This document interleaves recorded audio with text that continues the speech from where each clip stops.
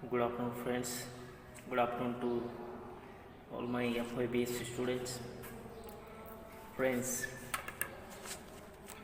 today we are going to learn chapter number 5th, Animal Interactions. We are directly jumping on animal interactions because this chapter is introductory chapter and very simple chapter. That's why we are jumping on this directly onto the chapter number 5th, that is animal interactions. What is the name of 5th chapter? Animal interactions. We are studying animal ecology of FYBSc, and in this paper we are studying chapter number 5th, that is animal interactions. Now in this chapter we are going to learn interrelationship between animals and their environment, interrelationship between non-living things and living things. Friends, या चॅप्टरमध्ये आपण animals, प्राणी आणि त्यांच्या सभोवतालचं असणारं पर्यावरण यातला परस्पर संबंध शिकणार आहोत. चॅप्टरचं नाव आहे animal interactions.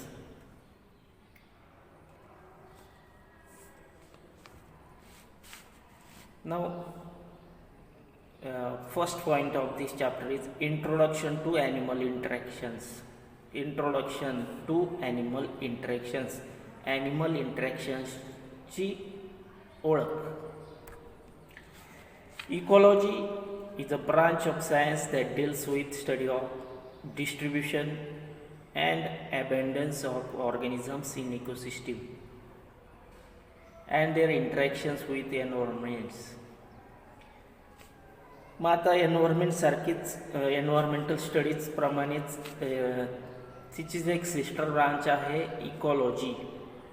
Ecology is the branch of science that deals with the study of distribution and abundance of organisms in an ecosystem and their interactions with the environments. मग आपण इकॉलॉजी म्हणजे काय आहे की ही एक जीवशास्त्राची शाखा आहे, विज्ञानाची शाखा आहे, ज्याच्यामध्ये आपण ॲनिमल्सचं आणि लिव्हिंग ऑर्गॅनिझमचं डिस्ट्रीब्युशन, त्यांची विभागणी शिकतो आणि त्याचबरोबर पर्यावरणाशी असणारं त्यांचं नातं, इंटरॅक्शन्स हे सुद्धा आपण या इकॉलॉजीमध्ये शिकतो. Ecology may be defined as branch of biology that deals with study of distribution and abundance of organisms in the ecosystem and their interactions with the environment. प्राण्यांचं पर्यावरणाशी असणारे इंटरॅक्शन सुद्धा आपण याच्यामध्ये शिकत असतो. The environment includes both abiotic and biotic factors. बघा, आता हे जे पर्यावरण आहे त्याच्यामध्ये दोन प्रकारचे फॅक्टर्स आहेत. म्हणजे काही निर्जीव गोष्टी आहेत, नॉन लिव्हिंग थिंग्ज आहेत, आणि काही सजीव गोष्टी आहेत, लिव्हिंग थिंग्ज आहेत. मग नॉन लिव्हिंग थिंगलाच म्हणायचं आहे अबायोटिक कॉम्पोनंट्स आणि लिव्हिंग थिंग्जलाच म्हणायचं आहे बायोटिक कॉम्पोनंट्स. बघा, जे सजीव आहेत त्यांना म्हणायचं आहे बायोटिक कॉम्पोनंट्स आणि जे निर्जीव आहेत त्यांना म्हणायचं आहे नॉन लिव्हिंग किंवा अबायोटिक कॉम्पोनंट्स. या पृथ्वी तलावर दोन प्रकारचे कॉम्पोनंट्स आहेत, घटक आहेत. पहिला म्हणजे लिव्हिंग कॉम्पोनंट्स म्हणजेच बायोटिक कॉम्पोनंट्स, आणि दुसरा म्हणजे अबायोटिक कॉम्पोनंट्स म्हणजेच नॉन लिव्हिंग कॉम्पोनंट्स. सजीव गोष्टी आणि निर्जीव गोष्टी असे सरळ दोन भाग या पृथ्वीचे झालेले आपल्याला दिसतात. Physical factors such as nutrients, CO2, water and critical factors such as temperature, wind, pH, etc. म्हणजे या पृथ्वी तलावर काही फिजिकल फॅक्टर्स पण आहे, जसं लाईट आहे, टेम्परेचर आहे, ह्युमिडिटी आहे, pH आहे, यासारख्या गोष्टी फिजिकल फॅक्टर्समध्ये येतात. आणि काही न्यूट्रिएंट्स आहेत, म्हणजे CO2 आहे, वॉटर आहे. These factors change the species composition. या जरी आपल्याला निर्जीव गोष्टी वाटत असल्या तरी या निर्जीव गोष्टींचा म्हणजे या फिजिकल फॅक्टरचा, त्याचबरोबर काही नॉन लिव्हिंग कॉम्पोनंट्स आहेत त्याचा स्पेसिसच्या कॉम्पोजिशनवर फरक पडत असतो, परिणाम होत असतो. These factors change the species composition. किंवा ॲनिमलच्या बॉडीचं कॉम्पोजिशन, प्लांटच्या बॉडीचं कॉम्पोजिशन, मायक्रो ऑर्गॅनिझमच्या बॉडीचं कॉम्पोजिशन, हे या सगळ्या फिजिकल फॅक्टर्समुळं बदलत असतं.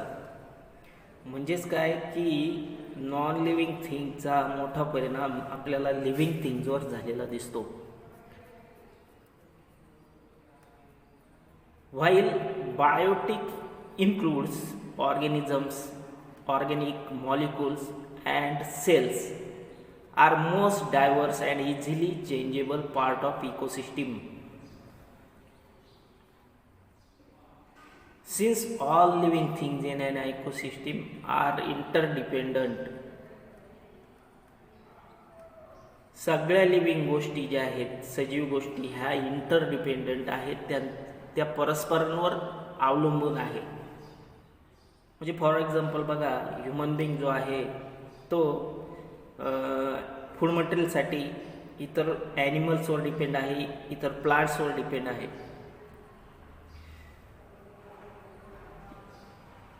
The associations existing between the different organisms in the ecosystem influences the survival of organisms.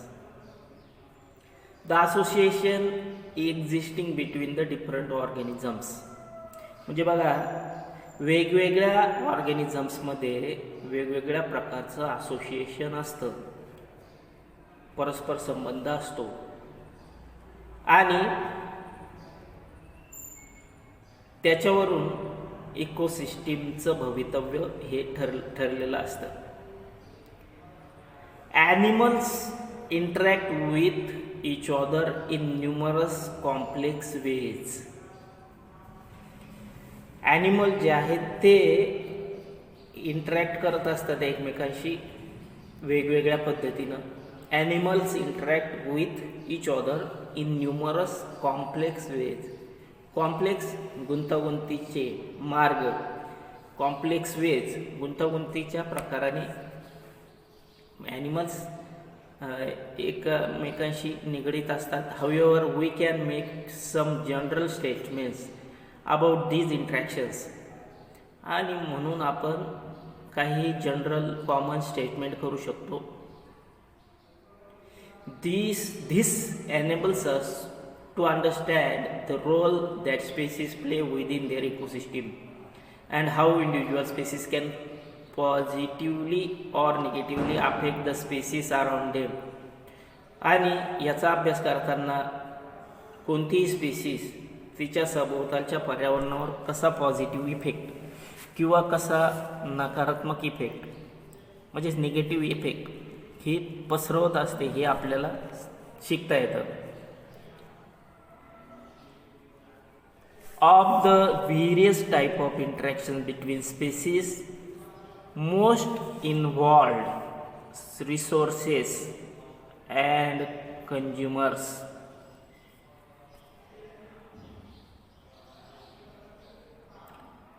वेगवेगळ्या प्रकारचं जे इंटरॅक्शन आहे त्याच्यामध्ये रिसोर्सेस आणि कंझ्युमर्स हे जे नातं आहे ते अत्यंत महत्त्वाचं आहे. रिसोर्सेस म्हणजे साधनं आणि कंझ्युमर म्हणजे ग्राहक किंवा त्याला कंझ्युम करणारा, ग्रहण करणारा.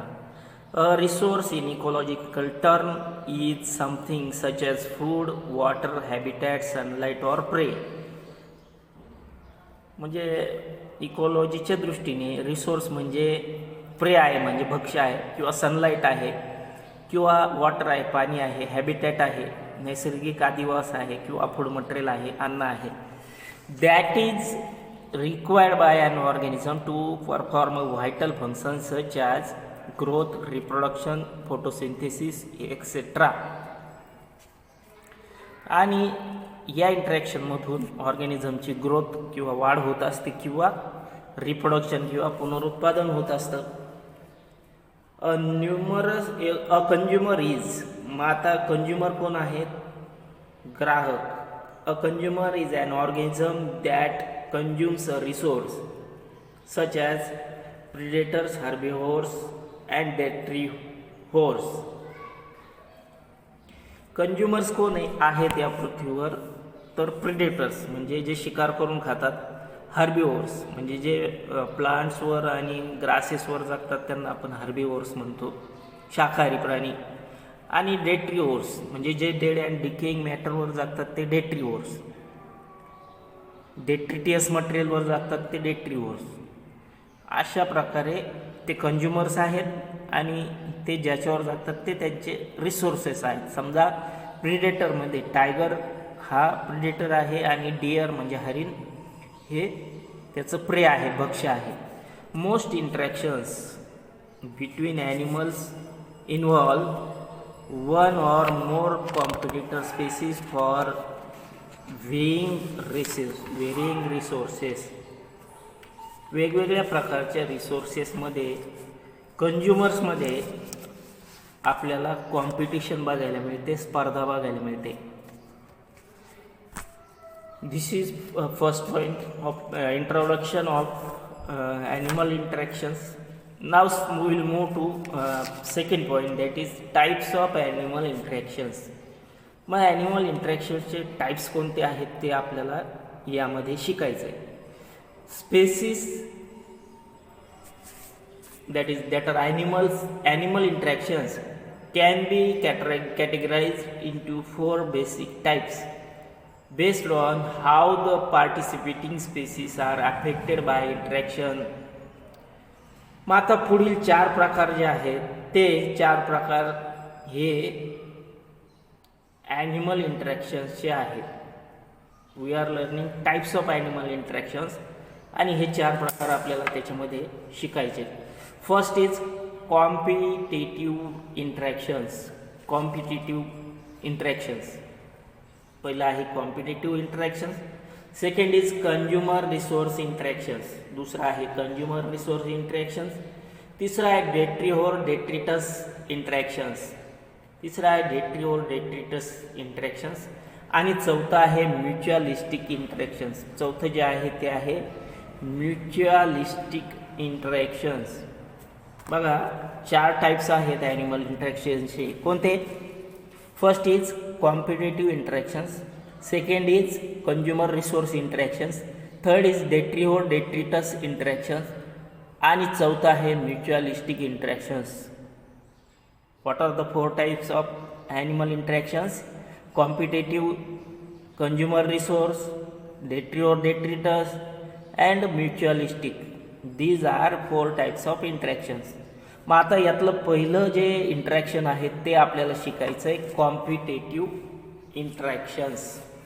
त्याच्यामध्ये आपल्याला कॉम्पिटेटिव्ह इंटरॅक्शन जे आहे ते कॉम्पिटेटिव्ह इंटरॅक्शन शिकायचं. Competitive interactions are interactions involving 2 or more species that are varying for the same resource.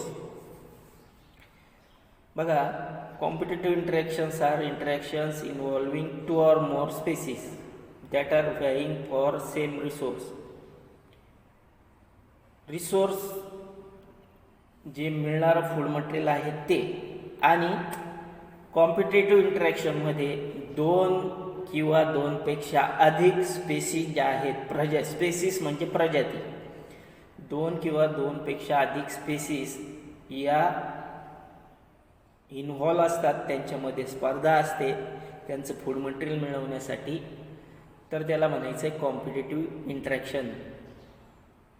स्पर्धात्मक परस्पर संबंध, जसं टायगर आणि लेपर्ड यांच्यामध्ये फूड मटेरियलसाठी कॉम्पिटिशन आहे, स्पर्धा आहे. जसं टायगर आणि लेपर्डचं फूड मटेरियल एकच आहे, डिअर, हरिण, आणि ते जे त्यांचं तो झाला त्यांचा रिसोर्स, आणि तो रिसोर्स मिळवण्यासाठी त्यांच्यामध्ये कॉम्पिटिशन आहे. याला म्हणायचं आहे competitive interactions. Competitive interactions are interactions involving 2 or more species that are vying for same resource. एकाच रिसोर्ससाठी ज्यांचा संघर्ष असतो, ज्यांची स्पर्धा असते, त्यांच्यामध्ये कॉम्पिटेटिव्ह इंटरॅक्शन्स असतं. In these interactions, both of the species involved are negatively affected. आणि या कॉम्पिटेटिव्ह इंटरॅक्शनमध्ये दोन्ही स्पेसीज ज्या आहेत त्या निगेटिव्हली अफेक्ट होतात, नकारात्मक पद्धतीने त्यांच्यावर परिणाम होतो, त्या अफेक्ट होतात. कशामध्ये? कॉम्पिटेटिव्ह इंटरॅक्शनमध्ये. Competitive interactions are in many cases indirect, such as when 2 species both consume the same resource but do not directly interact with each other. जरी डायरेक्टली ते 2 ॲनिमल्स समजा किंवा 2 स्पेसीस ह्या डायरेक्टली इंटरॅक्ट होत नसतील, तरीसुद्धा त्यांचं फूड मटेरियल एकच असेल आणि त्या फूड मटेरियलसाठी त्यांची स्पर्धा असेल, संघर्ष असेल, तर त्यांच्यामध्ये कॉम्पिटेटिव्ह इंटरॅक्शन आहे असं आपण म्हणू शकतो. Instead, they affect each other by reducing the availability of resource. मग ते परस्परांवर काय परिणाम करतात, तर they affect each other by reducing the availability of resource.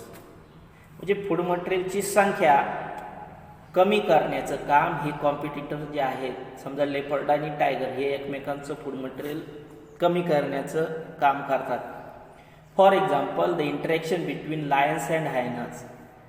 Lion, सिंह, हायनाज जे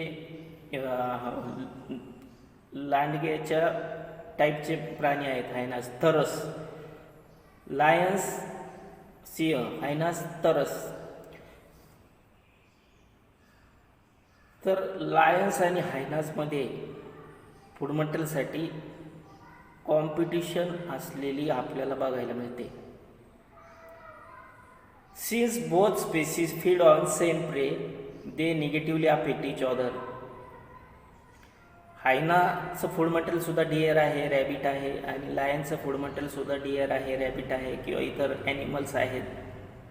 ते एकमेकांचा रिसोर्स निगेटिव्हली अफेक्ट करतात, रिड्यूस करतात, आणि अशा प्रकारे त्यांचं कॉम्पिटिशन आहे. मग याला म्हणायचं आहे कॉम्पिटेटिव्ह इंटरॅक्शन. म्हणजे हायना आणि लायनमध्ये कॉम्पिटेटिव्ह इंटरॅक्शन आहे असं आपण म्हणू शकतो. One species may have trouble hunting in an area where the other is already present. समजा एक एरिया आहे तो लायनच्या हंटिंगचा आहे, म्हणजे लायन तिथं शिकार करून जगतोय, आणि तो जो एरिया आहे तो इतर स्पेसीससाठी ट्रबलसम ठरतो किंवा प्रॉब्लेमॅटिक ठरतो. फॉर एक्झाम्पल, हायना जो आहे तो त्या एरियामध्ये जाऊन शिकार करू शकत नाही. One species may have trouble hunting in an area where the other is already present. समजा एखाद्या ठिकाणी लायन प्रेझेंट आहे आणि तो शिकार करत आहे, हंटिंग करत आहे, त्याच्या प्रेची हंटिंग करत आहे, तर त्या ठिकाणी आपल्याला त्या ठिकाणी हायनाला जाता येणार नाही, त्यात हंटिंग करता येणार नाही. तर याला म्हणायचं कॉम्पिटेटिव्ह इंटरॅक्शन, जे एकमेकांना निगेटिव्हली अफेक्ट करतं. दिस इज कॉम्पिटेटिव्ह इंटरॅक्शन. बघा, आपण ॲनिमल इंटरॅक्शन शिकतोय, त्याच्यातलं पहिलं आपण इंटरॅक्शन बघितलं ते आहे कॉम्पिटेटिव्ह इंटरॅक्शन. दुसरं जे आहे ते आहे कंझ्युमर रिसोर्स इंटरॅक्शन्स. दुसरं इंटरॅक्शन आपल्याला शिकायचं तर ते आहे कंझ्युमर रिसोर्स इंटरॅक्शन्स. कंझ्युमर म्हणजे ग्राहक आणि रिसोर्स म्हणजे ज्याच्यावर तो डिपेंड राहणार आहे साधन, मग ते फूड मटेरियल असेल किंवा इतर काही असेल. Consumer resource interaction. Second interaction जे आहे ते आहे consumer resource interaction. Consumer resource interactions are interactions in which individuals from one species consume individuals from other species. बघा, कंझ्युमर रिसोर्स इंटरॅक्शन हे असं असतं की ज्याच्यामध्ये एका स्पेसिसचा इंडिव्हिज्युअल हा दुसऱ्या स्पेसिसच्या इंडिव्हिज्युअलला कंझ्युम करतो किंवा फिडिंग करतो. For example of this type of interaction includes predator prey interaction. या प्रकारचे इंटरॅक्शन जे आहेत ते आहे predator prey interaction. And herbivore plant interaction. आणि सोबतच हार्बिव्होर आणि प्लांट, शाकाहारी प्राणी आणि प्लांट्स यांच्यातलं जे इंटरॅक्शन आहे ते सुद्धा कंझ्युमर रिसोर्स इंटरॅक्शन आहे. These consumer resource interactions affect the species involved in different way. या प्रकारच्या इंटरॅक्शनमध्ये ज्या ज्या स्पेसिस इन्व्हॉल्व होतात त्या वेगवेगळ्या प्रकारे अफेक्ट होताना आपल्याला दिसतं. An example of a consumer resource interaction would be a lion eating a zebra or a zebra feeding on grass. In the first example, zebra is the resource, while in second example, it is the consumer. बघा, consumer resource interaction हे वेगवेगळ्या प्रकारचं असू शकतं. For example, lion feeds on